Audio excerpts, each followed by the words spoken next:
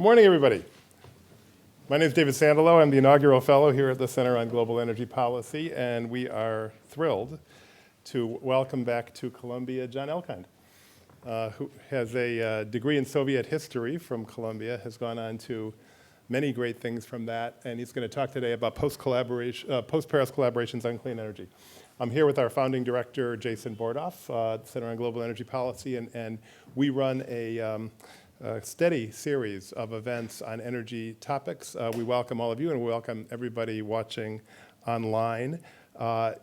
John's going to talk for a while about this topic, then I'm going to ask him some questions, and then we're going to throw it open to all of you. For those of you listening online, you can ask questions at hashtag CGEP events. That's Center on Global Energy Policy, CGEP-events, and also follow us on our Twitter handle at Columbia U Energy.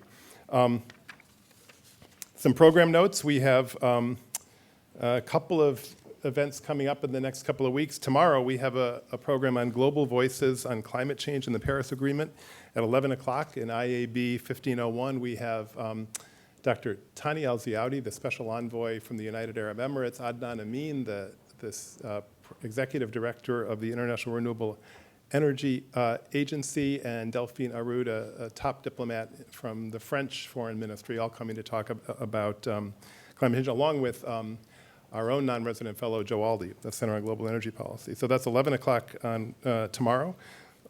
We have a program on April 21st at 12:15 on renewable energy with Stephen Crowley, the General Counsel of the U.S. Department of Energy. And then next week, Wednesday, April 27th, our Global Energy Summit in Low Library from 1 to 5 p.m. So we welcome everybody. John Elkind, it's really fun for me to introduce John. Not only is he a distinguished graduate of Columbia, he and I have crossed paths a number of times in the U.S. government. John worked in the White House on the staff of the National Security Council, where I got to observe the confidence that the president, the vice president and president of the United States had directly in John and his work. John was then at Brookings. John has then been at the U.S. Department of Energy in the Obama administration, where he now serves as the Assistant Secretary for International Affairs with responsibility for just the whole world and its energy relations. And so we are really thrilled to welcome John Elkind to Columbia.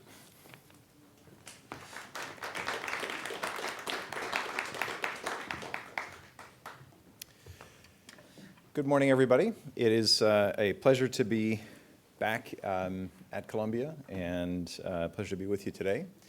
I think many people looked at the conclusion of the Conference of the Parties in Paris in December with the same question that was in their minds, and there was then a very active debate as to whether the climate agreement that was reached in Paris represented a failure to deliver on solutions, all of the solutions that are needed in our global effort to respond to climate change, or whether the COP21 outcomes instead represented the establishment of a strong framework within which to move forward, adapting over time the specifics of what was agreed to what the circumstances show themselves to be as we go on. And my presentation today is going to focus on a number of specific engagements that we are undertaking in that very framework of trying to figure out, trying to make sure that the framework that was set in place by Paris is used to the utmost, used to the greatest beneficial impact in helping to accelerate the clean energy transition that we now need to be pursuing. So I'm going to talk a little bit about the agreement itself, talk then about some of our key collaborations with a small handful of international partners, and you will all appreciate the peril that is implied in picking out a handful, because that means lots of other very important partners. I will not mention, it doesn't mean that we in some or in any way don't see them as being important partners. But then third, I'm going to spend most of my time talking about these kind of two key collaborations that we have underway, the Clean Energy Ministerial and a new undertaking that was inaugurated at the time of actually the first day of the COP in Paris, that focuses on over-the-horizon technologies, clean energy technologies. It's called Mission Innovation. So first, just to talk a little bit about the COP. I believe that many of the following remarks will be familiar to the group, but I think that it is useful in terms of level setting to review that the structure that was agreed in Paris is a combination of features which are obligatory on participating countries, namely the development of individual programs for response to climate, and collaborations, for example, on the stock taking that will occur on a 5-year cycle, first beginning in 2023. Countries, though, had the flexibility to bring to the table their intended nationally determined contributions, the INDCs, which will morph into NDCs, no longer intended, but actually confirmed. And it's worth remembering, and this goes to the context of the program notes that David spoke about a moment ago, that this is a very important week in this follow-up to Paris, in as much as the agreement will be opened for signature on Friday, on Earth Day, here in New York. The entry into force trigger is a minimum of 55 countries representing 55% of global emissions. So the agreement itself, although concluded in December, hasn't taken force yet, but we hope will do so soon. And so where does that take us? Now, this is going to be a graphic which is, I think, very difficult to read in this room, or to decipher in this room. So maybe the most important thing that I can do is call your attention to the footnote there, which notes that this is from the UNFCCC Secretariat's report that is entitled Synthesis Report on the Aggregate Effect of the INDCs. And broadly speaking, this graphic depicts the trajectory along the business as usual trajectory along which we have been moving, and then identifies, oh boy, problem with the colorblind guy, the two blocks in the upper middle of the, are they yellow or are they green? The two blocks that identify the projected impacts of the INDCs in 2025 and in 2030, and you'll see there's a kind of a central case that is represented by the dotted lines within those boxes, the yellow boxes.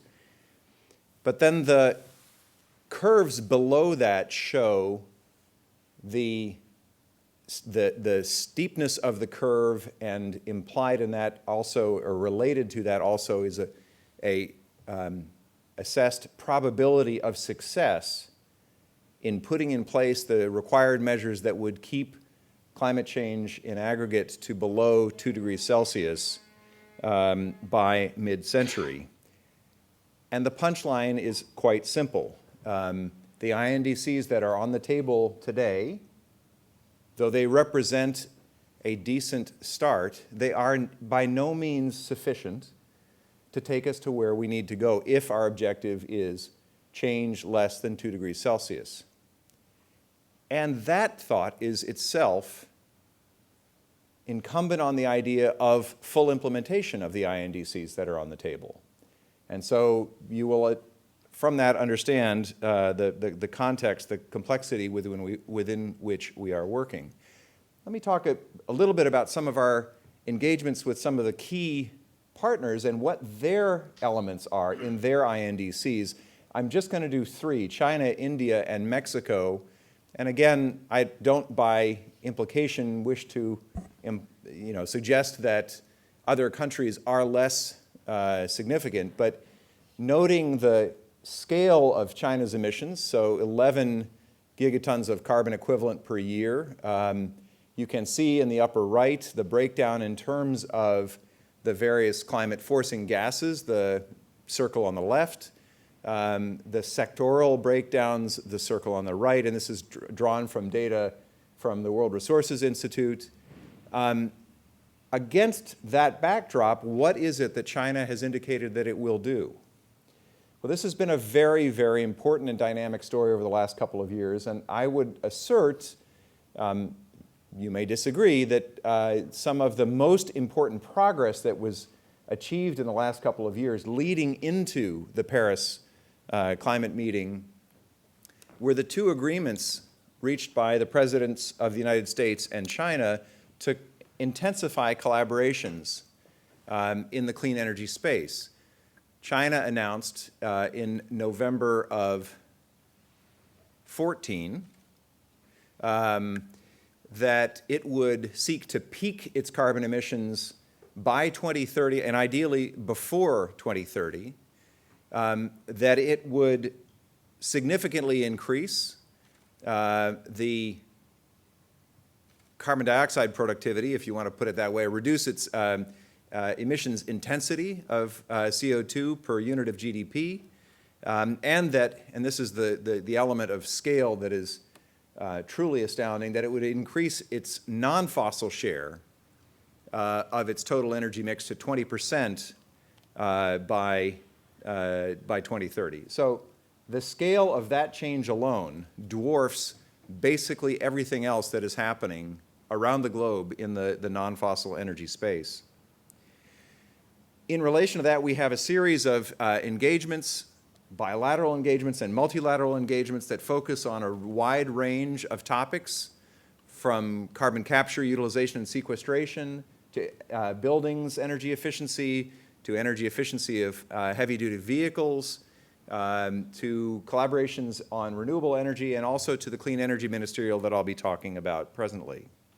If we shift to India, you'll notice that the scale of the emissions, China, in the case of China, it was 11 gigatons of carbon equivalent per year. Here, India 3. India has a significantly more conditional quality to its INDC, which assumes the provision of external resources to help India to make that shift. But separate and apart from its INDC, its climate-related goals, India, which continues, understandably, to highlight the importance of its development imperative, it has a very ambitious pair of goals for 60 gigawatts of wind and 100 gigawatts of solar by 2022, which, let's review, is just around the corner when one is talking about major investment programs such as that. Again with China, I keep saying China, India. With India, we have a series of bilateral engagements. We look at resource maps in the solar space. We look at means to encourage the development of building codes that favor energy conservation. We look at collaborations increasingly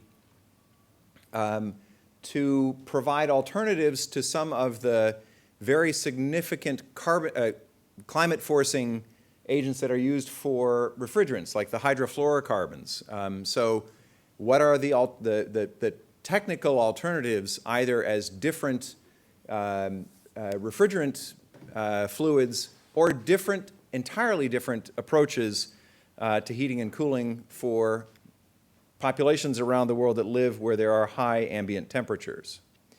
Finally, let me just highlight our work with Mexico.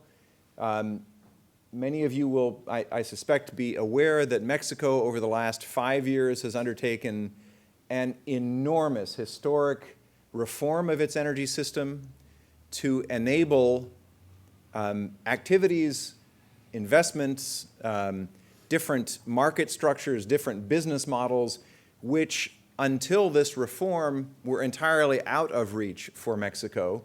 It has been therefore one of the most vibrant parts of the global energy scene, and we at the Department of Energy have worked very, very closely with the Mexicans, supporting their efforts, helping them to think through what is the range of tools that they may use in order to pull more clean energy into their fuel mix, to develop their grids, and to help their investment environment be more attractive to external investors and internal investors, Mexican investors.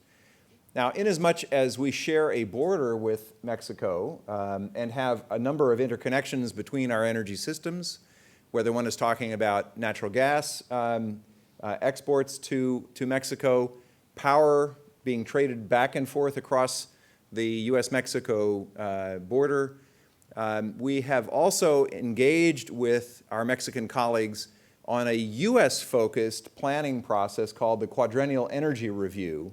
The first of the QER installments was released roughly a year ago and focused on the transmission, storage, and distribution segments of our energy infrastructures. The second installment of the QER that is now being developed focuses end-to-end on our electricity system, from generation through end use. And again, because of both the existing interconnections across our borders with Mexico and much more so Canada, but also because of the opportunities for further mutually beneficial engagements, we are working with our partners on both the north and southern borders. So having highlighted these three as examples of, first of all, the difference in the makeup of the emissions, both by gases and by sectors, but then also the range of different kinds of mostly bilateral engagements that we have with these partners, I want to talk a little bit about these two kind of signal multilateral, plurilateral engagements that we are undertaking at present. The first goes actually back to David Sandalow's time at the Department of Energy, at which point he was the motive force behind the establishment of the Clean Energy Ministerial. It's a collaboration that grew to include 23 countries and the European Union. Interestingly, one of the most recent country to join this collaboration is the Kingdom of Saudi Arabia, not a country that people in the climate and clean energy space typically associate with the clean energy developments, but they've been a very interesting partner, and I'm happy to talk more about that in Q&A. It's 90% of global energy investment that is represented here, about north of 75% of global CO2 emissions, and we focus in basically four areas. One that looks at energy, a suite of energy demand issues, and that focuses in particular on demand-side reductions. Arguably, this has been the most active piece of our collaboration. A second at the far right that looks at clean energy supply, and you'll see collaborations there on solar and wind, bio, hydropower. The systems and integration column that appears between the two has also been a very exciting piece of the work that we've done together, looking, for example, under the 21st Century Power Partnership at the challenges and opportunities that exist for utility companies and their customers around the globe as they try to figure out how to maximize the share of clean energy in their grids, including variable renewables, and what both technical and economic and business model implications do those transitions have for the nature of the power sector. Last, the fourth of the areas that we broadly focus on under the Clean Energy Ministerial is a cross-cutting one that looks at two elements of capacity. One is the role of women in clean energy, the Clean Energy Empowerment and Education C3E initiative that's on the bottom left, and the other is the Clean Energy Solutions Center. Now, the Women in Clean Energy focus stems from the basic reality that if we are going to succeed in dealing in a timely manner with the climate change problem, we're not going to be able to do that with half of humanity. We need all of the best minds engaged on this, and there'll be a big conference hosted by Stanford University in our major meetings at the end of May and June that will drill into this more. The Clean Energy Solutions Center is a capacity building engagement that is available to all countries around the world, policymakers that are looking at basic, basic and advanced choices about how to deploy clean energy across their economies. excuse me, I can tell you more about that in the Q&A. I will, in the interest of trying to speed up, give just a couple of examples on some of the results that we've been able to realize, but these slides will be available for you after the presentation, and I'm more than happy to elaborate on anything that I kind of march past too fast right now. I mentioned that the energy efficiency arena has probably been the most active element of SEM, and we've engaged in an effort to try to quantify. Of course, attribution is always a very tricky issue, to try to quantify the impacts of our SEED initiative. SEED stands for Super Efficient Equipment and Appliance Deployment. We estimate that the quality and performance standards, as one example, that have been enabled in the LED space could save as much as 277 terawatt hours of electricity and avoid 254 million metric tons of carbon. That's a cumulative projection at 2030. But you'll see that we translate that into a kind of medium size subcritical coal plant, and it's not a trivial impact. 90 avoided coal-fired power plants, we estimate. The Clean Energy Solutions Center has been used by north of 180 different requests from something like 90 different countries around the globe, so not just the SEM partners, but others as well. We have focused on electric vehicles and the interest of one of our key SEM partners, India, in taking advantage of the electric vehicle initiative to accelerate its developments has been a very interesting part of the story. Our last meeting took place in Merida, Mexico in May of last year, and we started a second phase in the work of the Clean Energy Ministerial. That was the 6th in the annual series of ministerial meetings. And those ministerial meetings, the cabinet level engagements, are complemented by ongoing technical work that happens in each of the initiatives that I mentioned previously.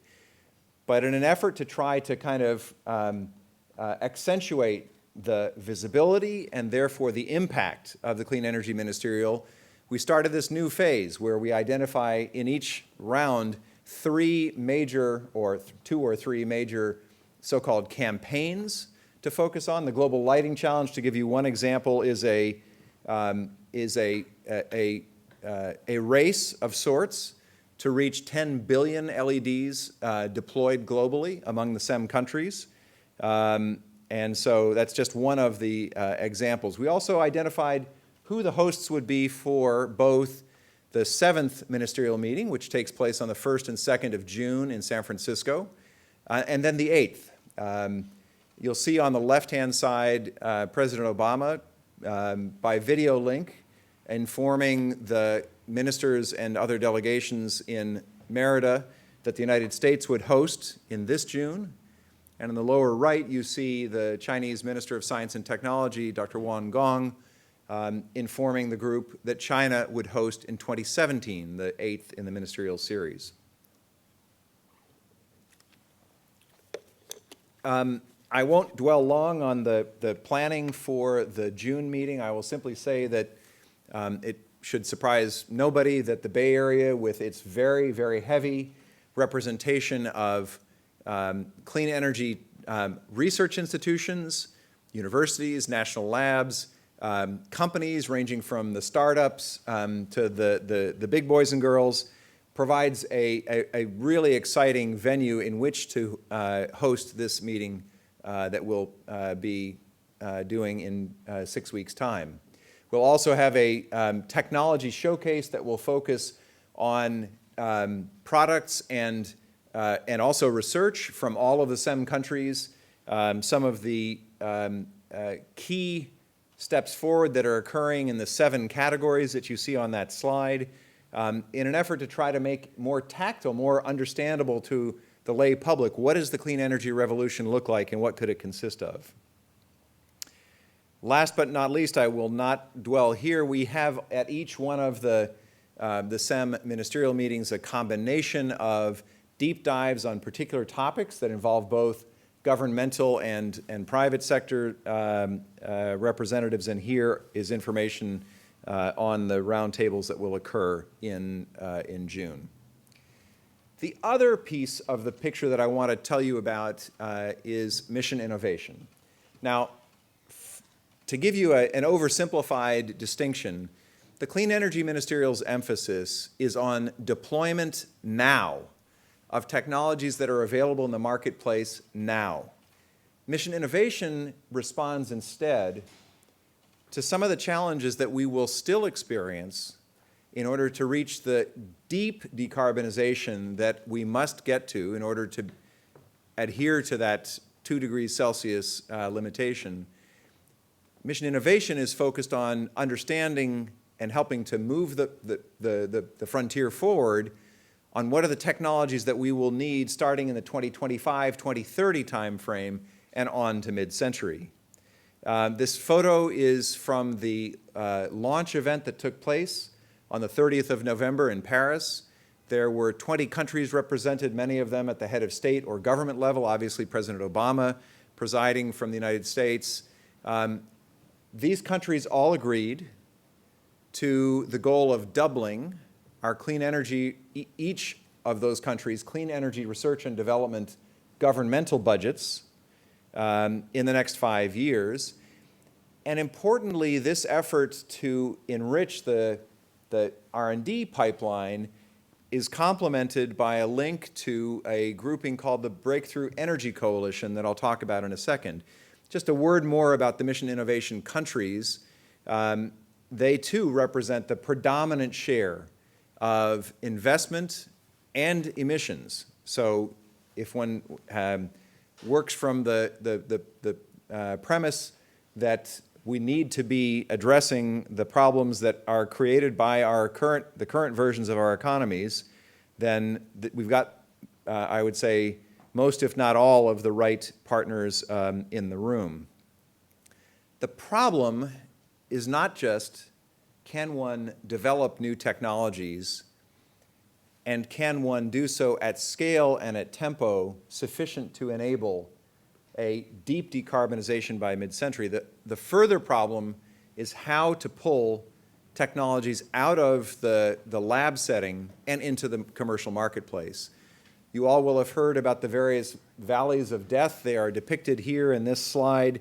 For example, those between the initial research and pilot phase, and different scales of investment are needed. Also then between pilot and full-scale market opportunity, you end up with a drop-off in available funding for research and commercialization and commercial scale-up. So this grouping of 27 investors plus the University of California stepped forward under leadership provided by Bill Gates as a self-identified group of major investors, deep-pocketed investors who declared their willingness to invest early and for the long term. Now, this is not the unique listing of investors of that sort that exist across the world, but their willingness to self-identify and to come forward signaling the interest of commercial investors, we felt was a very important feature. I will stop here with this as a last attempt to kind of, again, draw out the distinction between what we're doing in the Clean Energy Ministerial, that's the right-hand side, where the emphasis is on deployment now of those technologies, policies, et cetera, that are available. And you see some examples below deployment now of the kinds of engagements that are the topic of our work under the Clean Energy Ministerial, as opposed to mission innovation on the left, where the emphasis is on future innovations and, most importantly, on cost reduction. Because our success in having technologies that actually do move into the marketplace will be driven exceptionally strongly by whether we succeed in reducing cost as we deploy, as we further develop the technologies. So I will stop there and apologize for going a little long, but I would be very happy to take questions. How do you want to do this? Sure. Thank you. Can I take a seat tomorrow? Sure.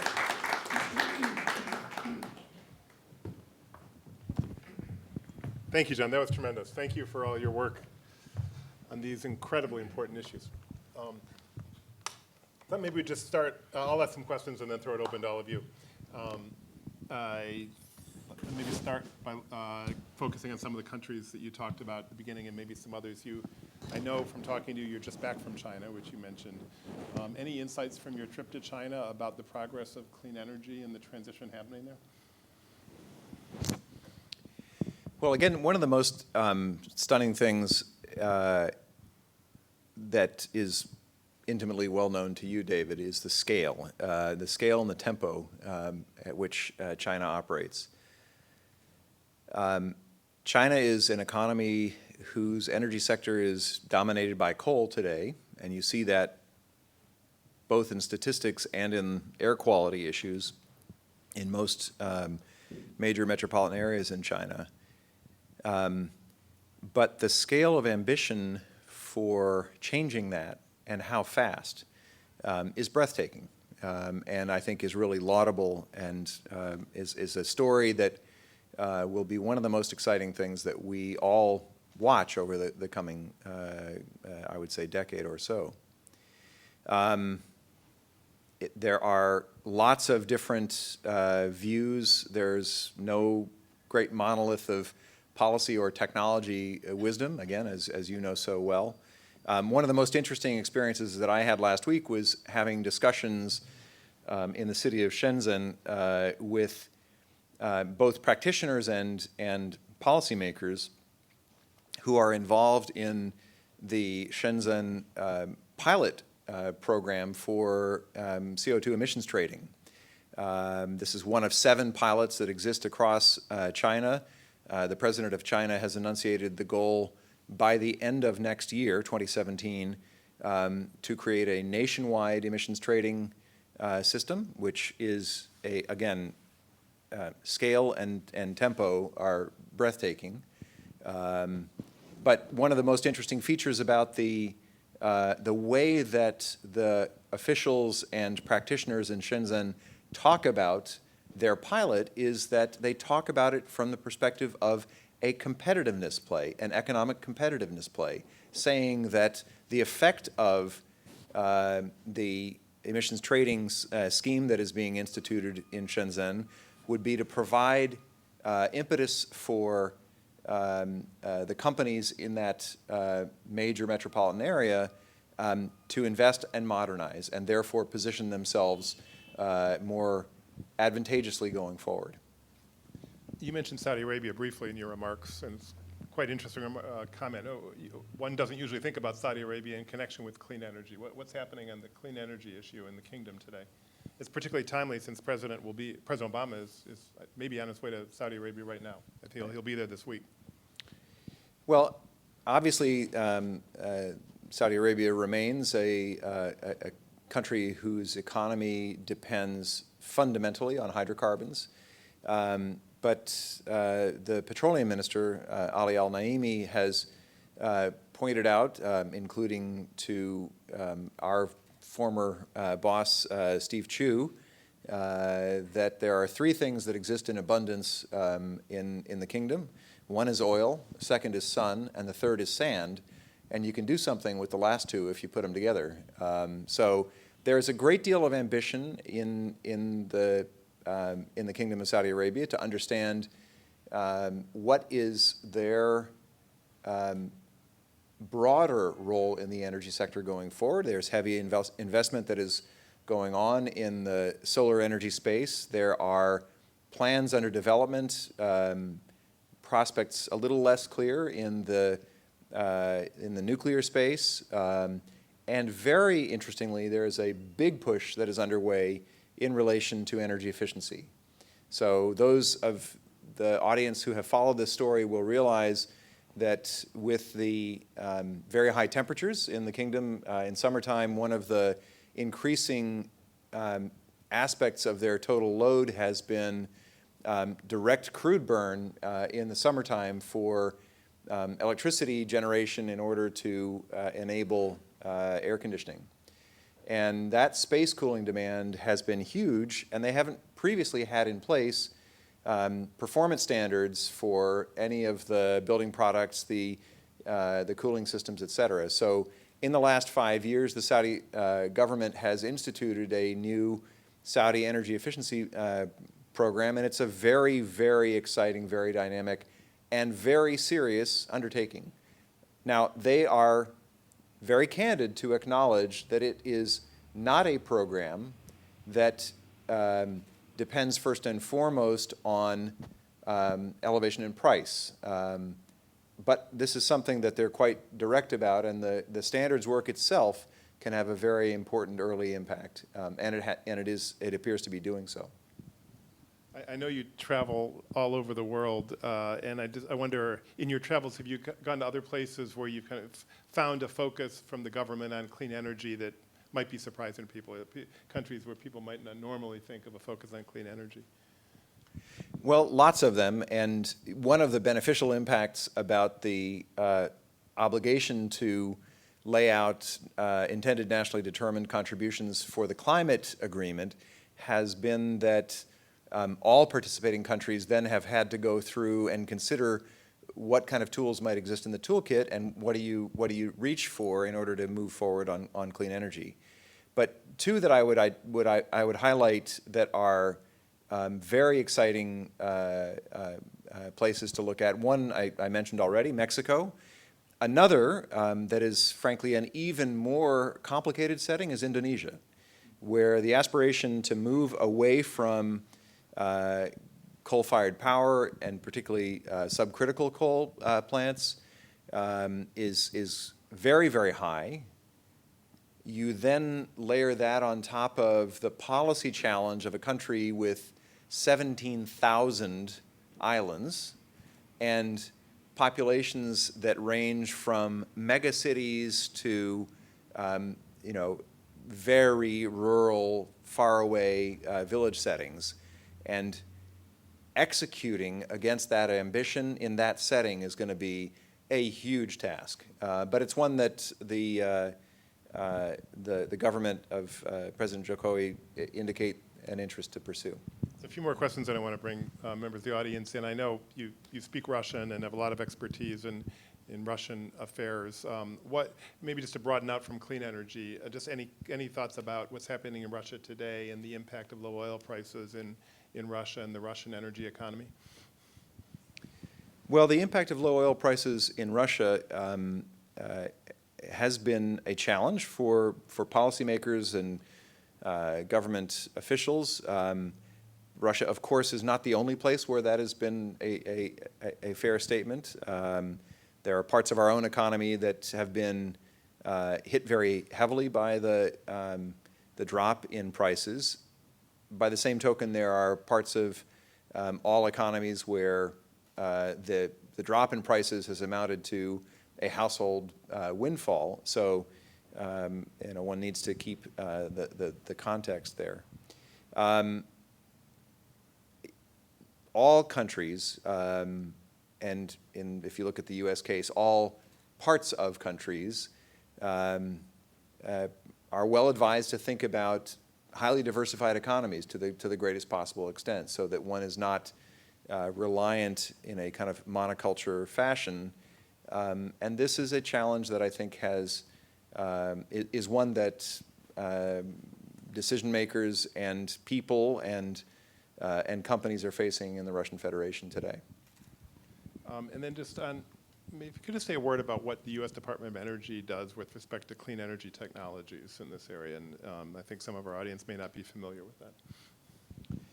Well, DOE is institutionally an odd duck, as you know. If you look at energy ministries across the globe, many of them are the people that keep the lights on specifically, or that set the rules of the market in a very, very direct way. In the energy space, the U.S. Department of Energy plays a very different role. Now, I glide past the point that there are several power marketing administrations that are wholesale electricity systems, most of them in the west of the United States, that are under the administrative authority of the Department of Energy. But for the most part, our role at the Department of Energy when it comes to clean energy is in helping to move the frontier forward.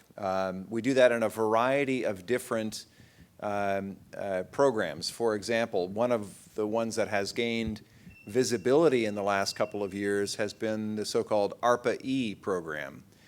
It was first suggested in the mid-2000s, the first decade of this century, that is, and was initiated under the Obama administration. ARPA-E stands for Advanced Research Projects Agency for Energy.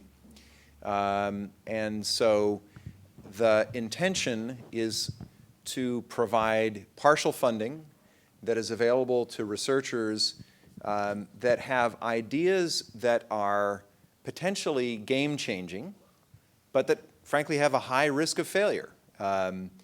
So it's cost-shared funding that can be made available in order to bring forward things like new forms of wind turbines, large-scale battery storage systems, new materials that can have application in a whole slew of different energy systems going forward. So that's an example of many others. Another that may be of interest to the audience is the Clean Energy Investment Center, which is an effort to try to make sure that there is a more fluid interrelation between the research and development that happens in the 17 national labs that are part of the Department of Energy, and then the private sector picking up on technologies, finding investors. There's an element of kind of dating service there, in order to make sure that the technologies don't simply exist in the lab, but then move into the commercial marketplace as well. Terrific. All right, well, we have a microphone here. It would be great if you could come up and that way our audience who's listening on the web could hear as well. Please identify yourself. Hi, my name is Linda Kruger with the Nature Conservancy. I was wondering if you could comment briefly on the financing challenge around the sustainable energy transition, and particularly for developing countries. And do any of the DOE collaborative programs seek to address the need for finance? So the need for finance, thank you for your question. The need for finance is an element in all across the clean energy space, be it in the United States or elsewhere. In that context, I should probably mention one other DOE program which is worthy of note, the loan guarantee program at DOE, which very few people are aware of, but that has been a huge undertaking, particularly in the last 6 to 7 years. A major injection of funding that came from the Recovery Act back in early 2009, and a function and an effect in the marketplace which does relate to the developing country space, so I am coming back to that. But if you look, for example, at utility scale solar installations across the United States, there was no debt finance that was available in the marketplace in the kind of 2010, 2011 period. The loan guarantee program stepped in to provide surety to lenders, and essentially the effect after the first 5 such projects that had support from DOE's loan guarantee program was to de-risk the technology.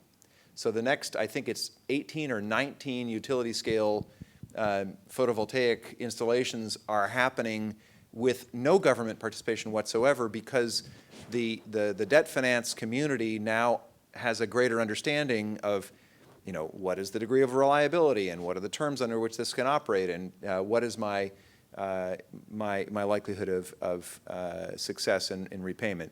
So now shifting to the developing country setting, obviously every country has its own particularities about nature of the economy, nature of the interventions that are therefore possible or recommended. We engage on this topic constantly with our partners through structures like the Clean Energy Ministerial, where a dedicated element of that Clean Energy Solutions Center is a portal that looks at finance issues. We also engage with big bilateral partners like the Chinese, where there is a very, very strong green finance emphasis that is going on, and that frankly David could tell you a little bit about, having just participated in a meeting on that topic. So it's a constant element of our collaborations, but it's also one where the solution in any given setting strongly reflects the particularities of that country. Thanks. For those listening on podcast, my name is David Sandalow. I'm the Inaugural Fellow at the Center on Global Energy Policy at Columbia University, and I'm here with John Elkind, the Assistant Secretary for International Affairs at the U.S. Department of Energy. Sir.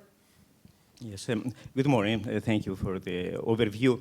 My name is Vasilis Ftenakis. I direct the Center for Life Cycle Analysis at Columbia University with a joint appointment at Brookhaven National Lab, having worked with the industry for all my career. So the industry outreach is an important, actually, part of what we do. And I want to bring up something that you probably know, but I think it is actually synergistic to the agreements of the governments, that is agreements in the industry. At COP in Paris, there were a few presented. To my understanding, the only one on the water and energy nexus was the Global Clean Water Desalination Alliance. I am honored by being actually one of the few academics to be in the board of that. We just started it in November, launched in December, and it has been actually supported by the government of France and the government of the Emirates. Now, why I think that this is very important? Because if you don't have the industry together in agreement, it can be a lot of opposition at every federal actual initiative from the industry. And I think a case in point is the EPA's Clean Power Plant, that obviously, in my opinion, is a very, very positive actually plant, but it has been debated at the court and nothing is being happening. You want the industry to be there. And we have been trying always for voluntary agreements with the industry, proactive, really, initiatives from the industry. So that's why I think that these type of initiatives, like the Clean Water Desalination Alliance, they deserve a lot of support from the governments, and even the Saudis actually are supporting it. Because, as you said, the sun, the water, and actually the lack of water,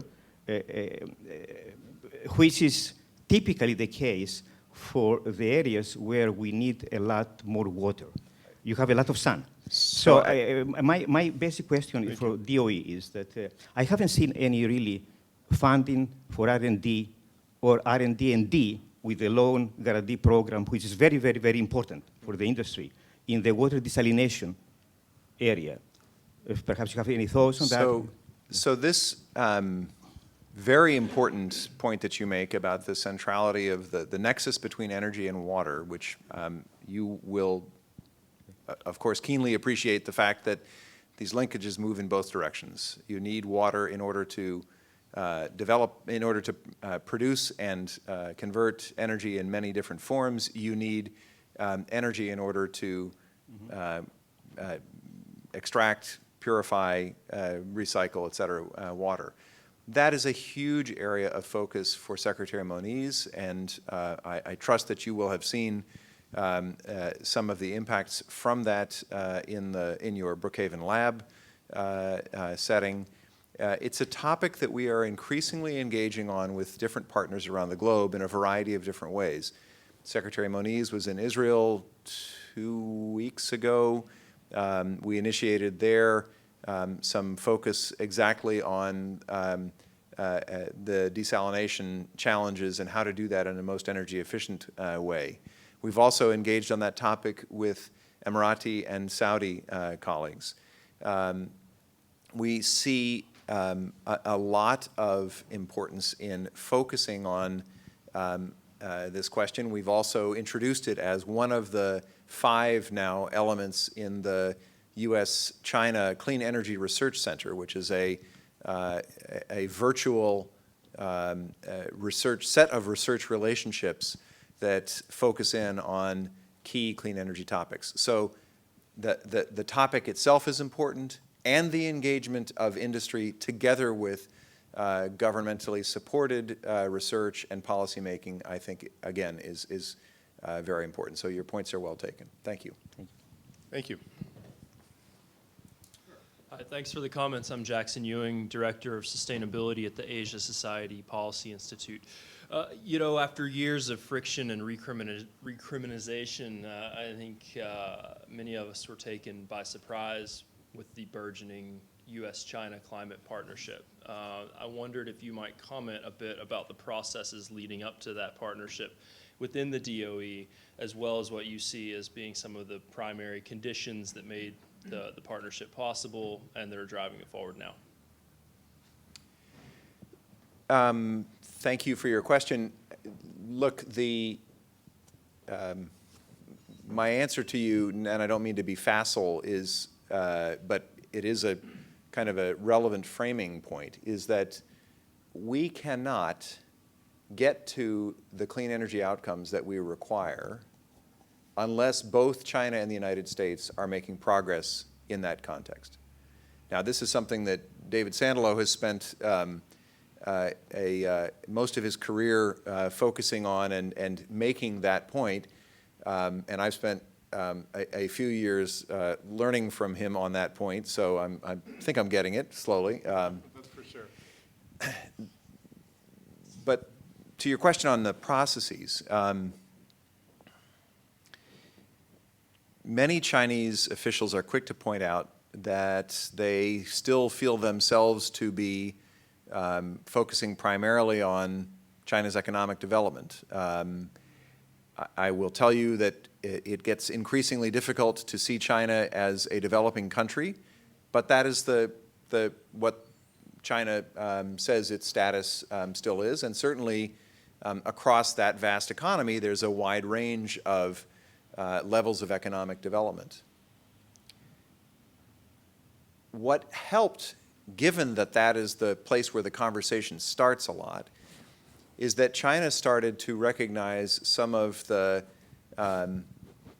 very considerable implications that arise from kind of business as usual approaches to its energy development.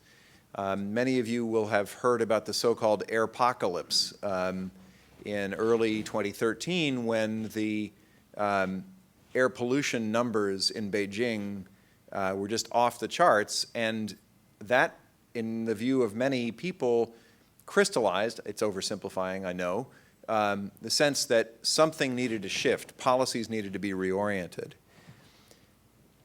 Now, not everything that you would do in the climate and clean energy space is necessarily good for criteria air pollutant considerations in the Chinese major cities, but a lot of it is. And that recognition has been the thing that really has driven a lot of the movement. So I am making the point fundamentally that a lot of the shift and the progress has been a reflection of China's own considerations about where its self-interest lies. And that, to me, is perfectly laudable and is something that creates an opening with which then we were able to work and to point out that we can do collaborations in this space, in this space, in this space, many of which I enumerated earlier, that can help you, China, to move toward what you've identified as your desired outcomes. So I'd leave it there. I know China's chairing the G20 this year, and I know you've been involved in some of the G20 meetings. Do you think these clean energy issues are going to be part of the G20 dialogue? There's no question. I was on Wednesday and Thursday also in Shenzhen. I was at the second of the preparatory meetings for the G20 Energy Ministers meeting, which will take place at the end of June. And very, very clearly, there's a big focus on the Chinese side on clean energy thematics. Hi, my name is Nimrod. I work for SCAP, which is an early stage clean tech investment firm. And I was wondering, could you please elaborate on mission innovation? Specifically, what stage of development of the companies do they invest in? and how do they choose the companies to invest in? So first of all, thank you for your question. The Breakthrough Energy Coalition is a grouping, a self-created grouping of investors, and so I can tell you what they have told us, but really the real answer is, go to the participating investors with questions, and I don't wish to put words into their mouths that they're not. What they have represented to us is that they will be in the process of identifying technologies and companies in the mission innovation countries, the 20 countries that are participants, that are at early commercial or just pre-commercial stage, and I can't translate that into TRL numbers right here, right now. I don't even think that they've assessed that at this stage. They're standing up the first fund of what they say will be several funds. I think that their aspiration is to have that fund significantly invested by the end of this calendar year. And again, the parameters that were enumerated on my slide come from materials from the Breakthrough Energy Coalition, but again, I defer to them as private individuals and the one university system for how that gets translated into actual investment decisions. Good morning. Thank you. My name is Dan Svanar, a financial investor into various projects and companies. And question of mine is, through your experience with the Clean Energy Ministerial, I'd love to, I guess, two questions. Get your views within domestic policy on net metering as it pertains to sort of a subsidy for residential or other type of renewable energies on a distributed level, where it's going. And then if you've seen business plans put together for distributed generation wind. If not, why you think you haven't, and if you have, what do you see as sort of the risks and opportunities there? Thank you. So look, I'm going to kind of have to punt on the second one because I'm not sure that I'm deep enough to be worth taking up the airtime on it. But on the first, we face a pile of different challenges as we navigate this transition to a clean energy economy. The net metering question is indicative of this broad scale of other challenges that we face. And one of the key challenges is how you bridge from legacy systems developed under certain market presumptions and structures to much more flexible, I presume, much more decentralized models for many electricity systems. And across the United States, in regulated utilities, there are going to be a pile of different dissimilar answers to that question. The unifying underlying struggle is to figure out how do you attach value to some of the services that many utility systems, maybe all utility systems, will need, including a grid that is ready to function on the day that you need it to do so, storage that doesn't get used for most parts of the year, and other such services. This is one of the core points that will be focused on in this second installment of the Quadrennial Energy Review that I referred to earlier. And by the way, it may be of interest to you or to others in the room that there is a series of public engagement sessions that are being conducted by the Department of Energy in preparation of that second piece of the Quadrennial Energy Review, and it might be of interest to you or others to consider participating in them. Thank you. What is the U.S. Department of Energy doing on solar broadly? Well, the engagements involve a lot of funding for research out of the solar program.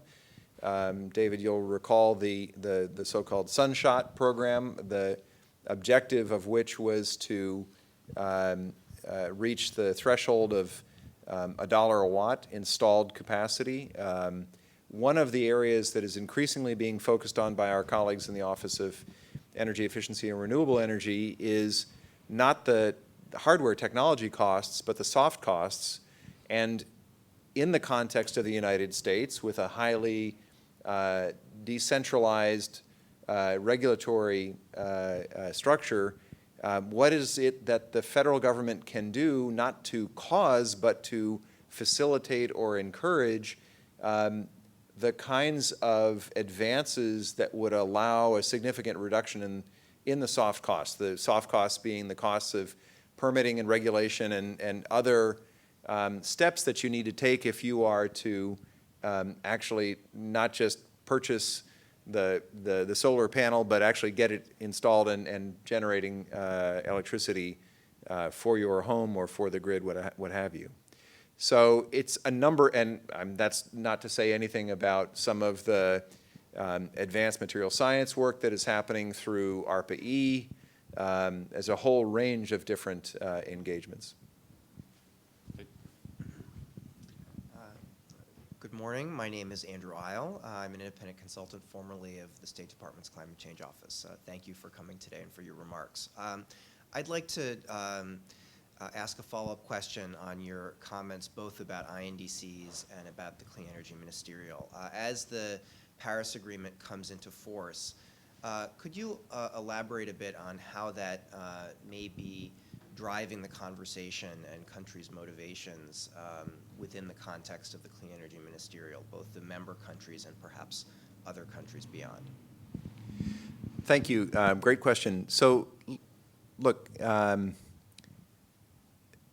countries participating in the Paris Agreement that sign and that ultimately become parties once it enters into force have this obligation not only to generate the first INDC, but then through the stock-taking exercise, over time, one presumes to increase ambition in order, and I call the audience's attention to that initial slide, incomprehensible slide showing the graphic, to move us from outcomes that will track way too high for the 2 degrees Celsius outcome that we seek, and that pull us farther down the emissions levels toward an outcome more consistent with that objective.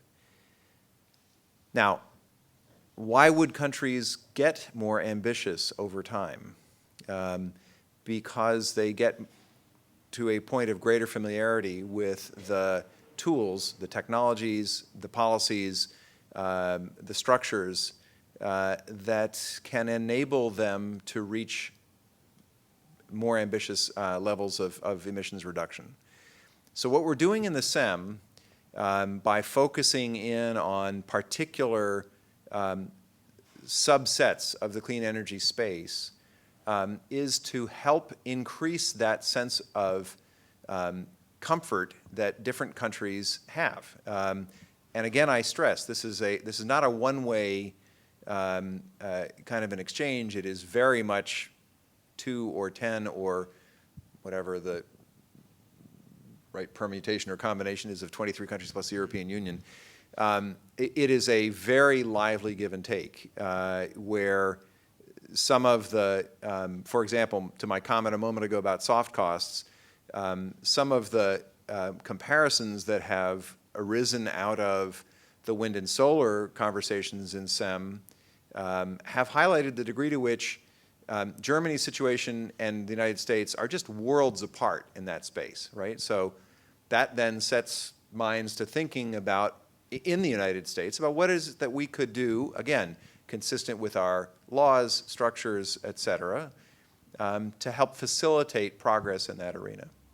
So that's an example, but then I would encourage you to generalize that all across the Clean Energy Ministerial agenda, that the unifying theme is that by these engagements and by the discussions that take place at the level of members of the respective cabinets, we are identifying ways that all of the participating countries can be more ambitious and more effective at implementing the INDCs that they have on the table today.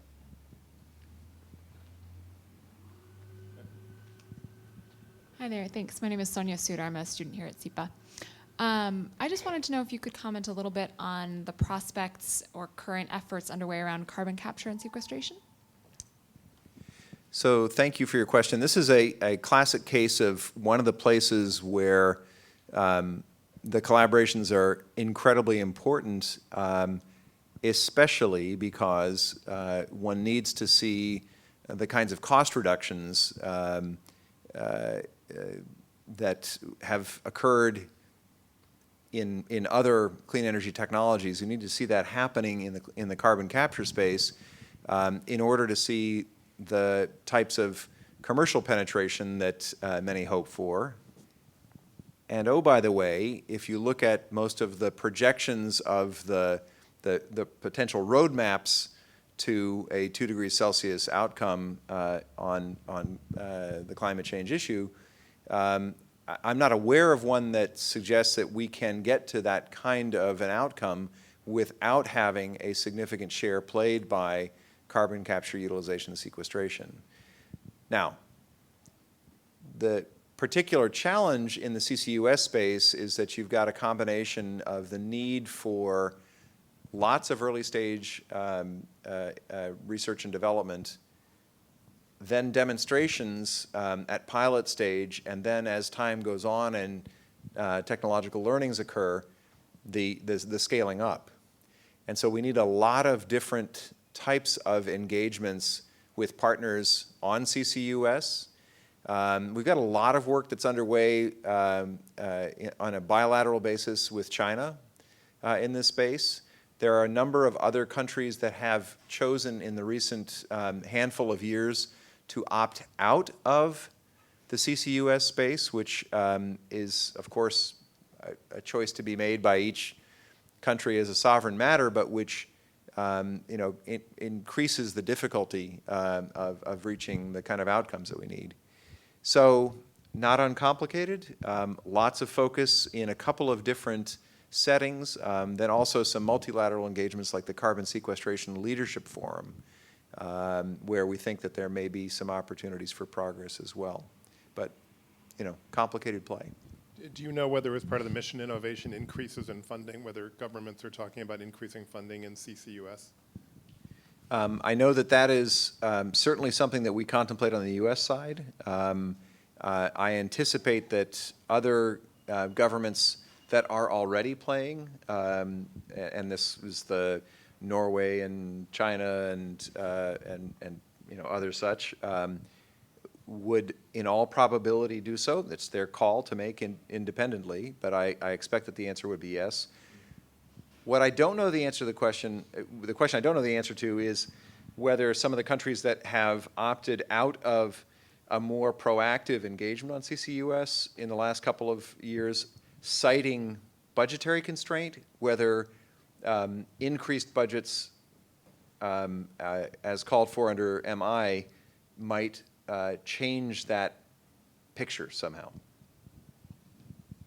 Yes, sir. Good morning. Thank you for the speech. I'm Shu Zhang from China. I'm visiting scholar of the Columbia Law School, make research on the climate change and the novelty. So I have two questions. Four questions. Two questions. Yeah. Two questions. Okay.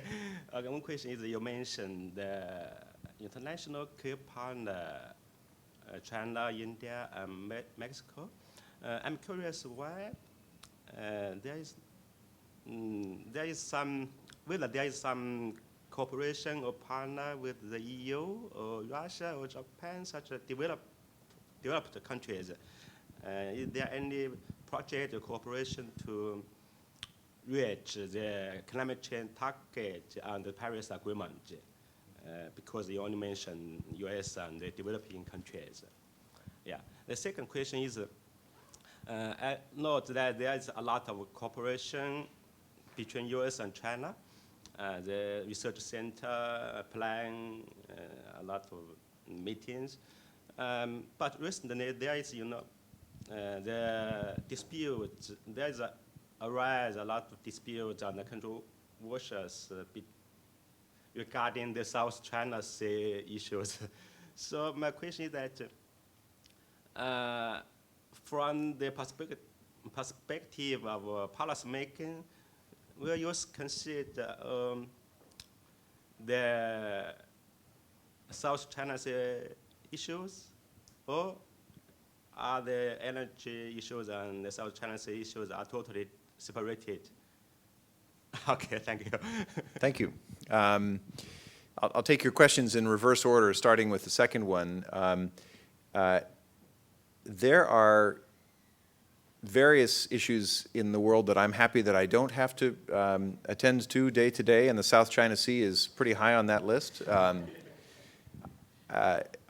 My lighthearted response should not be understood as saying that there are not points of controversy between the United States and China. There are, and we need to engage constructively with each other on those points of controversy and figure out ways forward.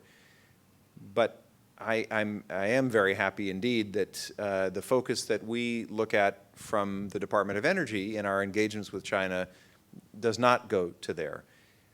There are topics that pose challenges to our ability to work together as U.S. and China in the clean energy space.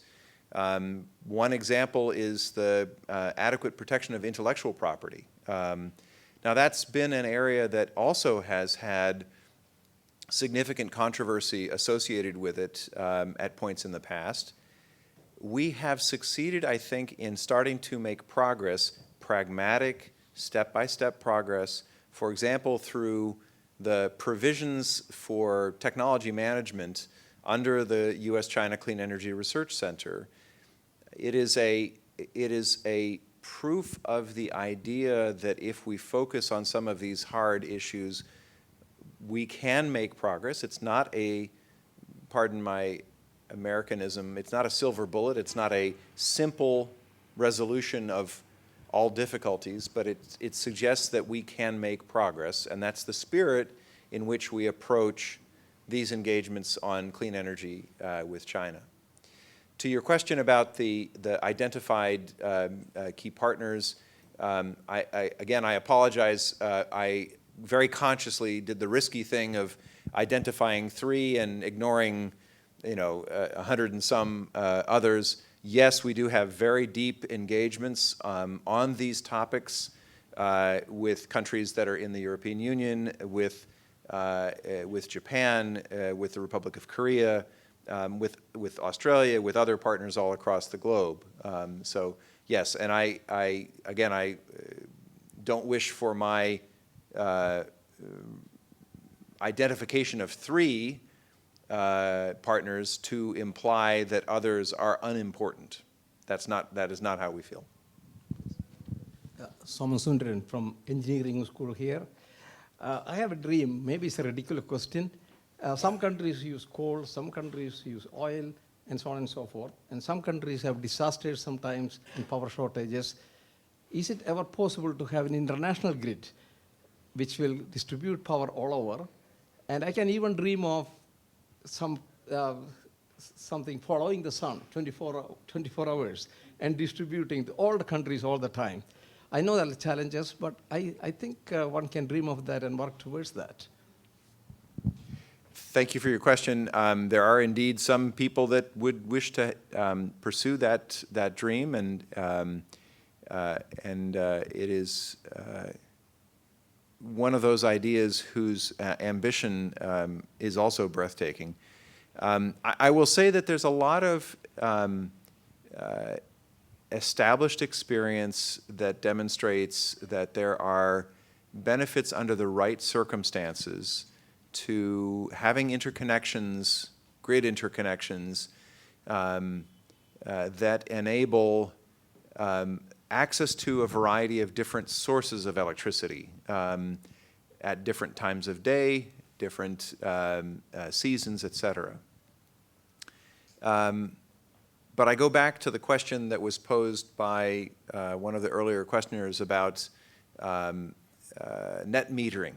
And I raise that example because all of these technological and business model changes that are occurring in our electricity systems across the globe, there are very few things in our economic life, public economic life, that translate into greater sensitivity than how much my electricity costs, right? And that's true in lots and lots and lots of different settings all around the globe. So one shouldn't, I would say, one mustn't underestimate the huge sensitivity, political sensitivity, of very, very big new aspirational targets, and such as a global interconnection. That's even before you end up with having a conversation about proper cybersecurity, jurisdictional issues, what is the capital formation that is required for the building of such a grid, et cetera. So big dreams are sometimes good things. On the other hand, as a former boss of mine used to say, big visions, big hallucinations, not hugely dissimilar. So. We need to start to wrap up, and I want to close on a kind of career-oriented question, but just a few specific questions that occurred to me as we were talking. You mentioned the Clean Power Plan, and there's obviously been legal uncertainty around that in the United States today. Do you hear about that as you travel around the world from your counterparts? And if so, what do you say to your counterparts about the Clean Power Plan? I hear about that very frequently, second only to who will be the next president of the United States. I'm sure others in the room. Can you answer both questions? I cannot answer both questions. No, there's obviously a great deal of visibility to the Clean Power Plan. Most international partners in the clean energy and climate space,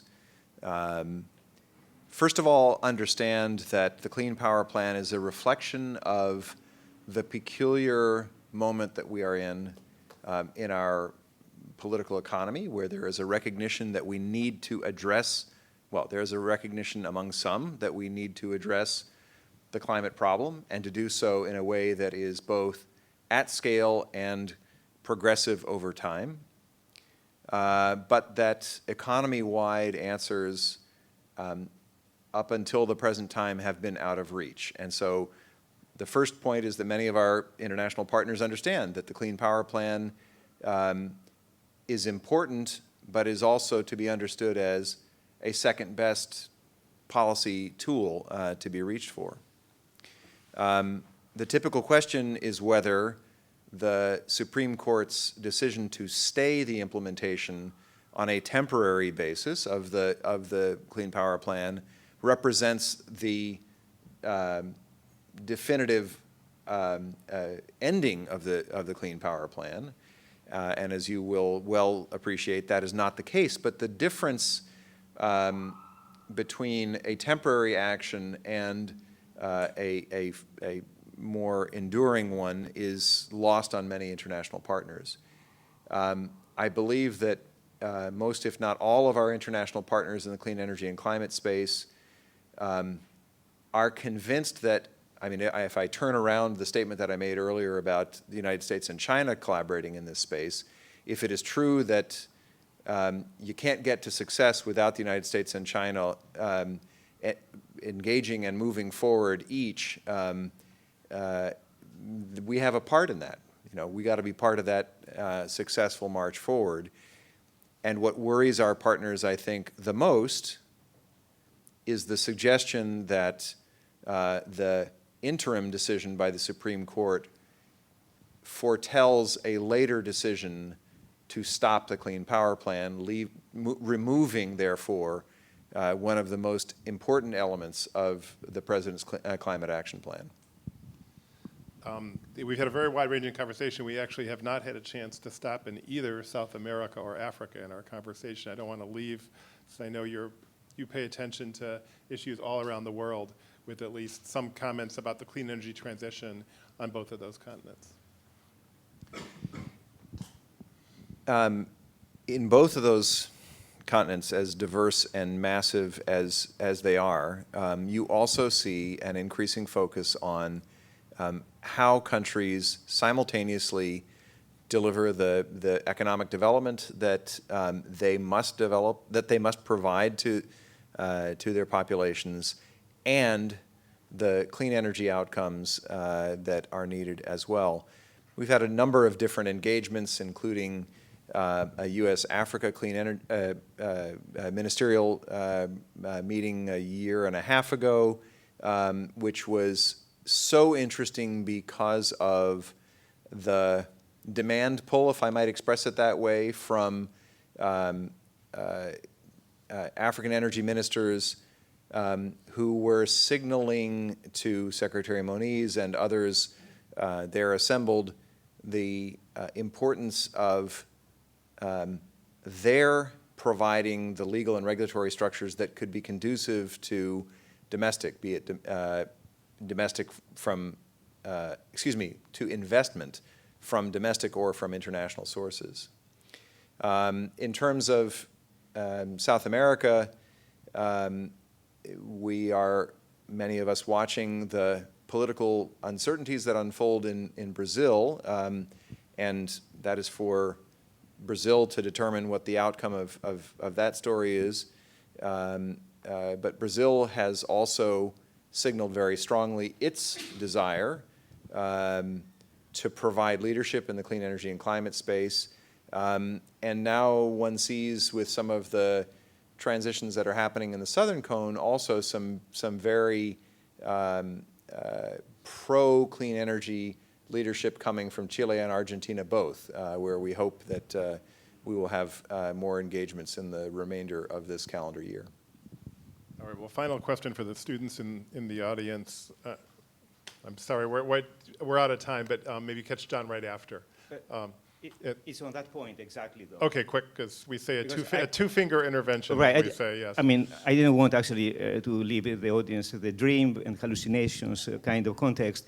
And perhaps you would know, but there is a consortium in South America based in Chile. It's called Solar Energy Research Center with academics, partners in Brazil and Argentina. And they're talking about a network there, transmission, HVDC, that connects the Atacama Desert with Buenos Aires, Argentina, Rio, and Sao Paulo.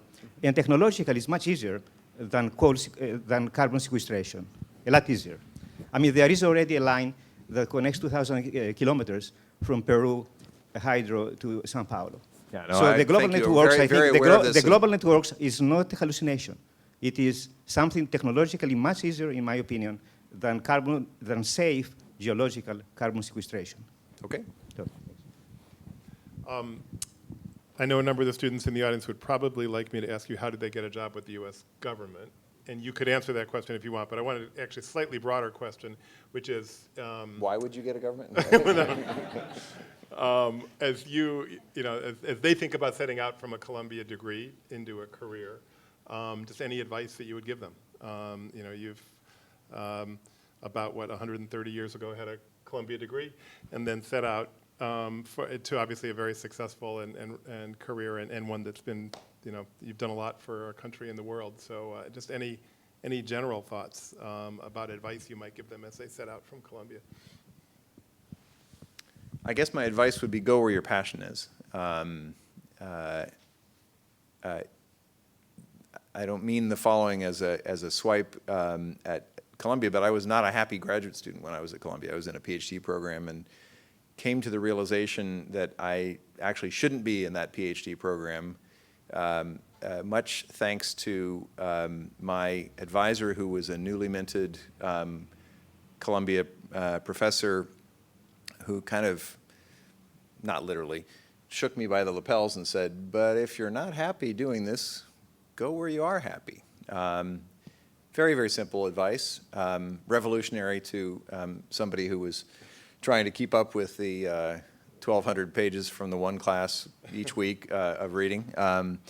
But again, I don't mean to be facile about this. It's easier to state than it is to dissect and pursue, but going where your passion is, I think, is always the most important thing. Such great advice. Well, I've had the privilege of traveling down some of the same roads as John for many years, and I've had the occasion to see why so many people have such high regard for him in our government and around the world. So, John, thank you for joining us today.